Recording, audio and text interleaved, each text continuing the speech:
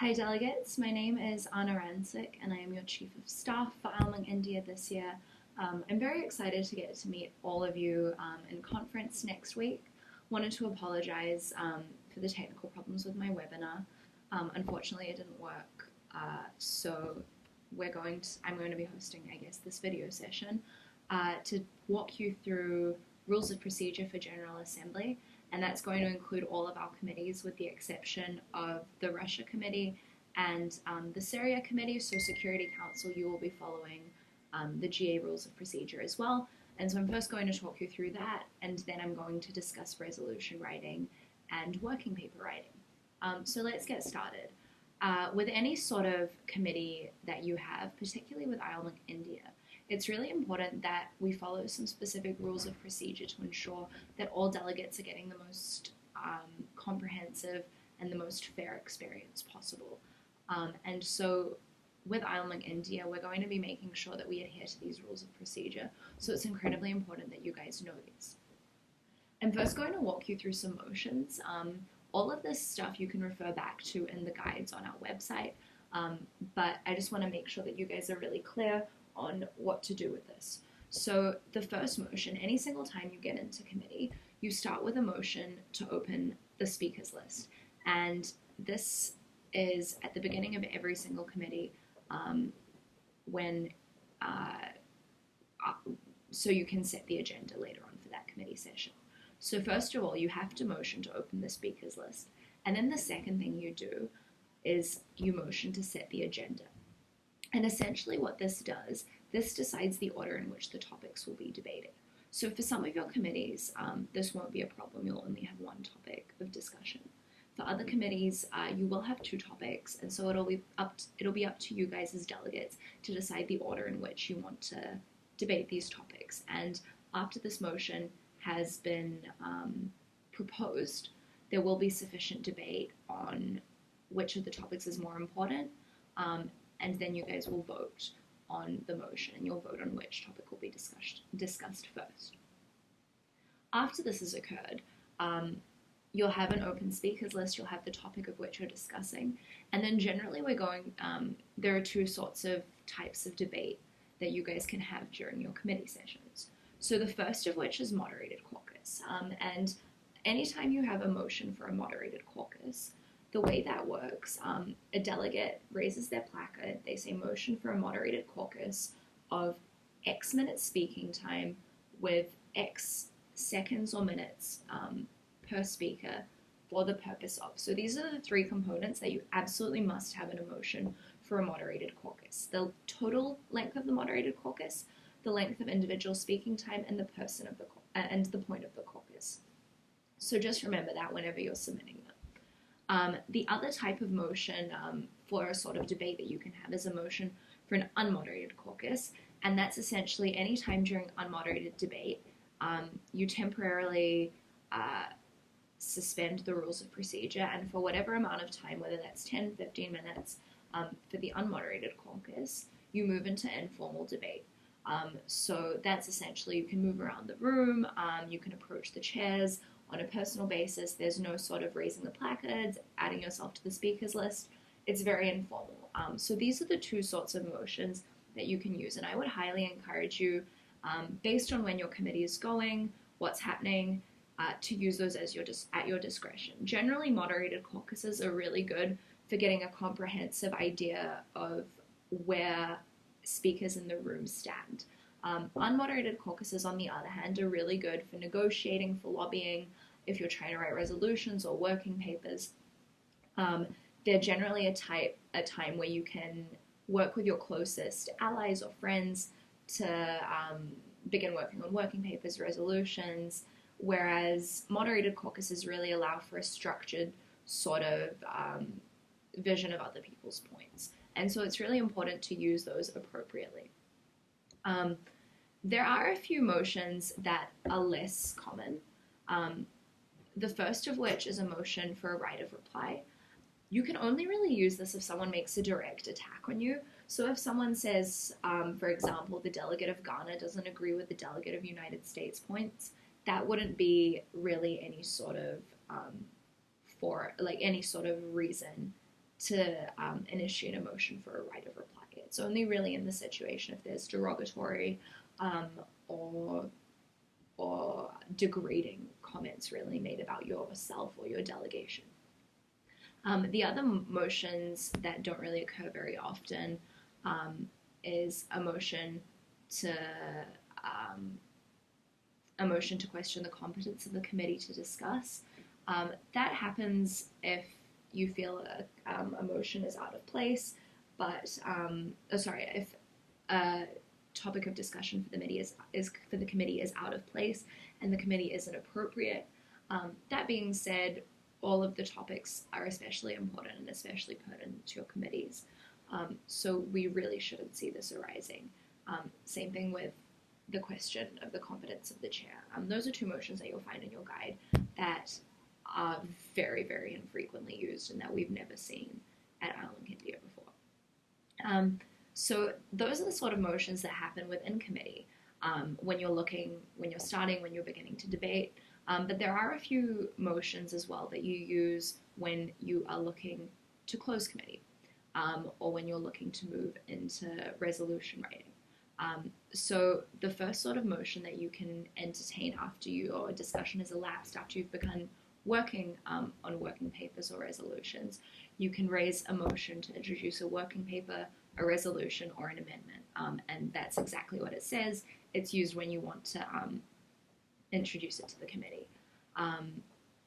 The other thing that you can do, you can motion for a roll call vote, and that's apologies, delegates. You can motion to divide a question, and so what that is, whenever you have a resolution, it's if you want to divide out certain portions of this resolution and vote on them individually. You can also motion to close debate and move into voting procedure, and that's if you want to completely end debate on a topic or a resolution and move into voting procedure. And so it can be used anytime, but chairs really won't be entertaining this unless you had a significant and meaningful debate on the resolution or the topic at hand. So just keep this in mind when you're looking to move into voting procedure. And if you feel that it's not enough for delegates to simply raise yes, no, or abstain, you can also motion for a roll call vote, where the chair will go down the roll in the list of country names, and they'll ask each country individually for their position. I'd highly advise you against doing this unless you feel that the voting is particularly unclear, if the margins are too narrow, and if your chairs feel this is necessary, they'll urge you to motion for it. And then at the end of every committee session, you will have a motion to recess. That's essentially closing the committee for the day. And then at the end of your final committee session, you'll have a motion to adjourn, and that'll unfortunately end your committee experience at ILMUNC India. So those are motions, and those are really the way in which our GA format works. On the other hand, on the flip side, you have points. And so points are ways of asking questions in committees or asking things of significant importance, raising significantly important points, and there are a few you can use. So if you're unsure about rules of procedure, or if you're unsure about things in committee, there are a couple of points that you can raise. The first, a point of parliamentary inquiry, can be used anytime that the chair asks for points or motions. It's if the delegate is unsure or wants a clarification of parliamentary inquiry. A point of order is different in that you're not inquiring about the rules of procedure. Instead, you're arguing that they were incorrect, or that the rules of procedure were violated. And the point of order can also only be raised at any time. But it's a very serious matter. So if you are unsure, it's really important first that you use your point of parliamentary inquiry, and only if you feel rules have seriously been breached, then use the point of order. In addition, points of clarification can be used if you want to clarify little specific things, whether that's spelling, word choice, when debating a resolution or amendment. And point of informations are used to a specific speaker during formal debate. And the final point that we recognize at ILMUNC India is the point of personal privilege, and this can be used at any time. And the point of personal privilege is really if there's something impairing your ability to adequately participate in committee. And so the only ones that we really see are points of personal privilege for the room being too hot or too cold, but more often than not, point of personal privilege is used if you can't hear the speaker. And if this is the case, you can raise it at any time. And so finally, I guess within the rules of procedure, at the end of every speech that you do, if you have remaining time, there is always the option to yield your time, and you always have the decision of how you want to yield your remaining time if there is remaining time. So there are a number of things you can do. The first thing you can do, you can yield to the chair, and that just gives your time to the chair, who will then pass it on to the next person on the speakers list. Alternatively, you can yield to questions, which is exactly that. Other delegates can ask you questions pertaining to your speech or pertaining to your country's position. You can yield to another delegate, in that the remaining time that you have will be given to this next delegate, or you can additionally yield to comments. And that happens at the end of a speech, and this is used if you want to hear what other people have to say but don't particularly want to answer questions yourself. But remember, delegates, that if you fail to yield, so if you forget to yield to the chair, if you forget to yield to another delegate or to questions, 2 comments will automatically be in order of 30 seconds each. So if you don't want other delegates to have the chance to comment on what you said, make sure that you really remember to yield, whether that's to the chair, questions, comments, or to another delegate. So now that that's the rules of procedure, and that's very much everything you need to remember, I'm now going to discuss a bit working papers and resolution writing. So working papers are often the precursors to resolutions, and then after that, the resolutions follow. So working papers, really the way they're structured, they're just generally structured in the same way as a resolution, but their primary differences are that they tend to outline the issues. They're not voted upon, and they may only contain signatories. So we would highly encourage you to use resolution format when writing these working papers, simply because later when it comes time to make them into working papers, the process will be significantly easier on you as delegates if it's already in the resolution format. So that's a personal tip I would really encourage. It just makes the process significantly easier for everyone. And that way, if you have it in the format, you later just go back and edit or flesh it out and different sort of things. And within the guides, you can find sample working papers and sample resolutions if you're really unsure of how to structure it and how to format it. So I'd highly encourage you to use that as a resource when looking to write and when looking to draft your working papers. And so the way these working papers work, they'll be introduced into committee, they'll be discussed, and once you guys have finished discussing the working papers and really seeing where your views lie, where your points of contention lie, that will be an area in which you can further move on to resolution debating. And so once you've elapsed these working papers, you'll come to form your resolutions, which will be the final documents that will be debated on by the committee and that will be voted on by the committee as a whole. And so at the end, or the goal of any conference really, is to pass very meaningful resolutions. So when it comes to voting time, you do have the option to vote yes, no, or abstain. But when working together, you should keep in mind that your entire objective is to find resolutions or to draft resolutions and write resolutions that really all the members of your committee, or a significant majority, will be happy with. That is the goal of any sort of conference. So I guess the structure of a resolution and the final product, there's a number of parts to this. So in any resolution, you have two parts. You have the preambulatory clauses and you have the operative clauses. So looking at any resolution, the preambulatory clauses of any resolution really provide the background and the history of any resolution.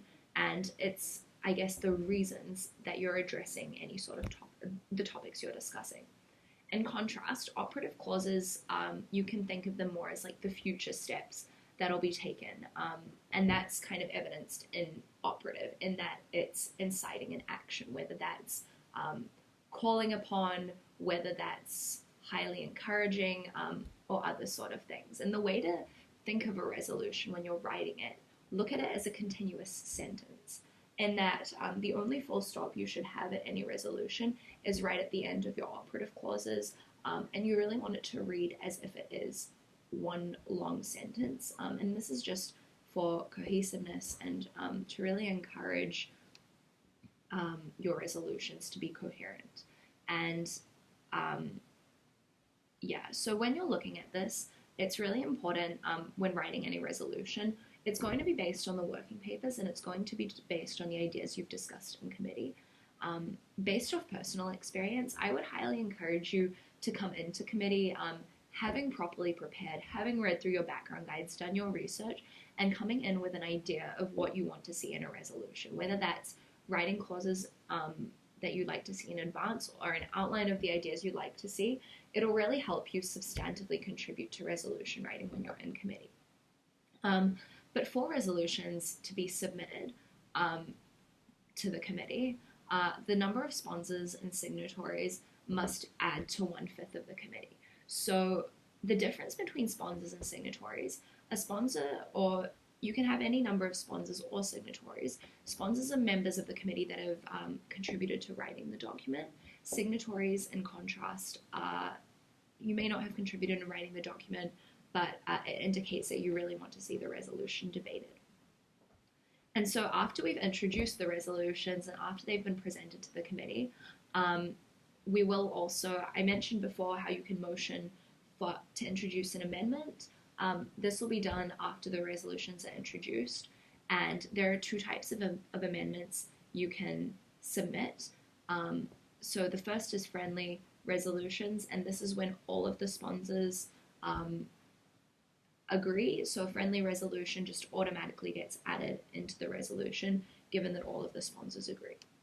The second you can have is an unfriendly amendment, and this is when it's not supported by one or more of the sponsors. And so for an unfriendly amendment to be considered, you need to have 1/5 of the committee sign this unfriendly amendment.